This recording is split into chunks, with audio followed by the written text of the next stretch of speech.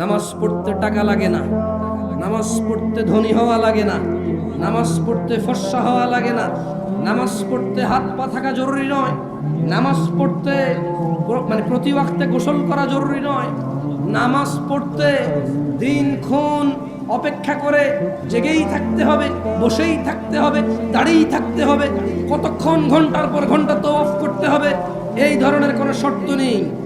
মহিলা পুরুষের আলাদা বিধান নেই, ধনী দরিদ্রের আলাদা বিধান নেই।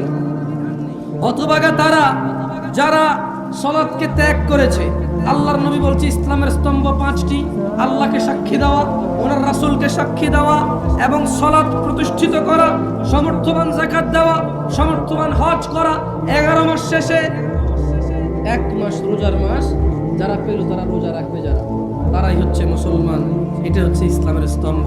কয়েকটি কাজ একনিষ্ঠভাবে করলেই আমরা জান্নাতে প্রবেশ করতে পারি, যার অন্যতম হলো সিয়াম।